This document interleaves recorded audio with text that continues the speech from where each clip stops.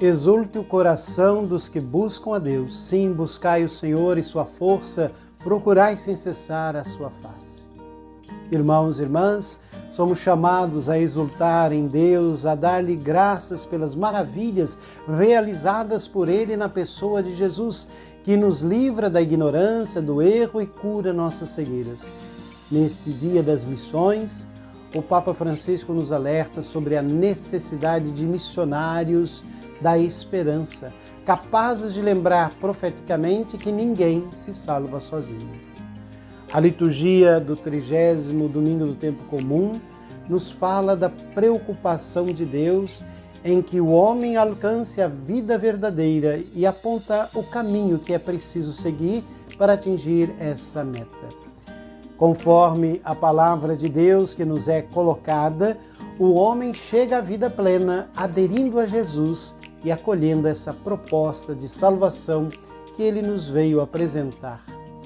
A primeira leitura afirma que mesmo nos momentos mais dramáticos da caminhada histórica de Israel, quando o povo parecia privado definitivamente de luz e de liberdade, Deus estava lá, preocupando-se em libertar o seu povo e em conduzi-lo pela mão, com amor de Pai ao encontro da liberdade e da vida plena.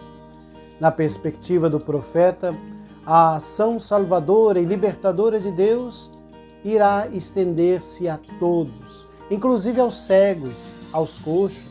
Os coxos e os cegos que representam aqui aqueles que estão numa situação de fragilidade, de debilidade, de dependência e que são incapazes, por si sós, de deixar essa condição. Também com esses, ou especialmente com esses, Deus quer caminhar. Na verdade, Deus não marginaliza ninguém, nem coloca ninguém à margem da sua proposta de salvação. Os fracos, os débeis, os limitados, os marginalizados ocupam um lugar especial no coração de Deus e são objeto privilegiado do seu amor e da sua misericórdia. Na nossa sociedade, os pequenos, os pobres, os doentes, os idosos, os estrangeiros sem papéis são frequentemente marginalizados e ultrapassados pelo comboio da história. A sociedade se edifica sem eles, ou pelo menos sem ter em conta as suas necessidades e carências. Nós, os crentes formados na escola de Deus, precisamos olhar para eles com o mesmo olhar de Deus, descobrir que também eles são filhos queridos, filhos amados de Deus. Denunciar as estruturas que os marginalizam, criar mecanismos de inclusão e de integração. É preciso ver em cada homem ou mulher, no coxo, no cego, no velho, no doente, no marginal, um irmão que Deus ama e a quem quer oferecer, por nosso intermédio, a vida plena, a salvação definitiva. Portanto, em todo o capítulo 31 do profeta Jeremias, de onde é retirado o texto que nos é proposto no dia de hoje, há um impressionante apelo à esperança, à confiança em Deus. Por vezes somos tentados a olhar para a nossa vida, para a nossa história, a história do mundo nosso, com os óculos do pessimismo, com os óculos do medo, com os óculos e lentes de aumento do desespero.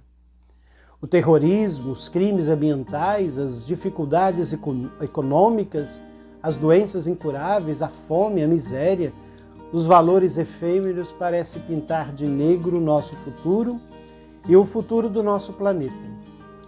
Contudo, a palavra de Deus que hoje nos é proposta nos garante: não tenhais medo, não tenhais medo, pois Deus caminha convosco pela história e como um pai cheio de bondade que ensina o filho a caminhar, há de conduzir-vos pela mão ao encontro da vida verdadeira. Há certamente um futuro para nós, pois Deus nos ama, porque Deus caminha conosco. A segunda leitura apresenta Jesus como o sumo sacerdote que o Pai chamou e enviou ao mundo a fim de conduzir os homens e mulheres à comunhão com Deus. Com esta apresentação, o autor deste texto sugere, antes de mais, o amor de Deus pelo seu povo.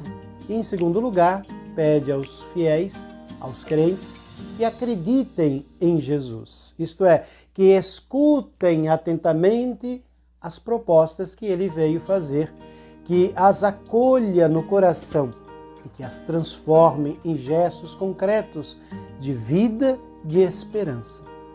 Para o autor do nosso texto, ao assumir a nossa humanidade, Jesus experimentou a nossa fragilidade, a nossa debilidade, a nossa dependência.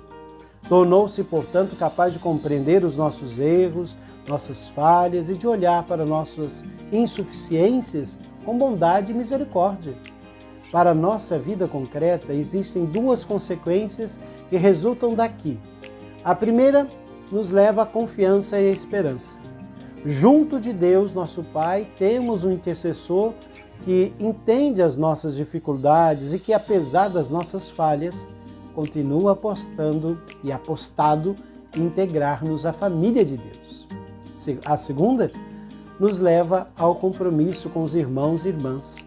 A solidariedade de Cristo conosco nos convida à solidariedade com os pequenos, com os últimos, com os pobres, com aqueles que o mundo rejeita e marginaliza. Convida-nos a identificarmos-nos com os sofrimentos e angústias, com as alegrias e esperanças de cada homem, de cada mulher. Nos convida a fazer o que estiver ao nosso alcance para promover aqueles que são humilhados, explorados, incompreendidos, colocados à margem da vida.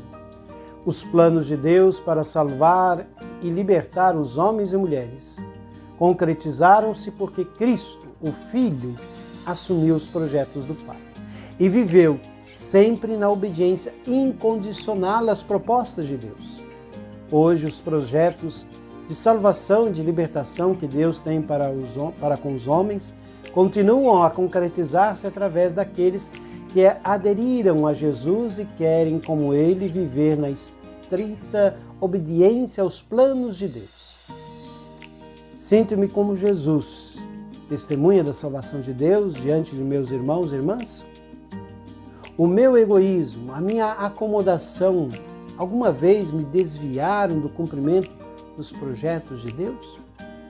Aqueles que eu encontro a cada passo, nos caminhos do mundo, têm encontrado em mim uma proposta credível de vida e de libertação? Nos questionemos sempre para nos libertar e buscar a vida. No Evangelho, o catequista Marcos nos propõe o caminho de Deus para libertar o homem das trevas e para o fazer nascer para a luz. Como Bartimeu, o cego, os crentes são convidados a acolher a proposta que Jesus lhes veio trazer, deixar decididamente a vida velha e a seguir Jesus no caminho do amor e do dom da vida. Dessa forma, nos garante Marcos, poderemos passar da escravidão à liberdade, da morte à vida. Ao longo da nossa caminhada, encontraremos sempre pessoas que nos ajudam a ir ao encontro de Cristo e pessoas que, muitas vezes com ótimas intenções, tentam nos impedir de encontrar Cristo. Precisamos de aprender a discernir entre as várias opiniões que nos são propostas e a dar a devida importância a quem nos ajuda a descobrir o caminho para a vida e a verdadeira vida. Quem encontra Cristo e aceita o desafio para viver como discípulo, discípula, tem, a partir daí, um caminho que não é nada fácil. E de nenhuma forma será fácil, por isso contamos com a graça. Tem de abandonar a vida cômoda, instalada em que vivia e enfrentar uma nova realidade. Num desafio permanente, num questionamento constante, tem de se aprender a enfrentar as críticas, as incompreensões, os confrontos com aqueles que não compreendem a sua opção. Tem de percorrer dia a dia o difícil caminho do amor, do serviço, da entrega, do dom da vida. É preciso, no entanto, que o discípulo esteja consciente de que o caminho de Jesus não é um caminho que leva à morte, mas é um caminho que leva à ressurreição, à vida verdadeira e eterna. Por isso, tenhamos sempre esse ânimo, essa força que Deus nos dá. sejamos plenos de Deus, com entusiasmo, abrir os olhos. Certa vez, perguntei na catequese, qual é a primeira coisa que fazemos quando acordamos de manhã?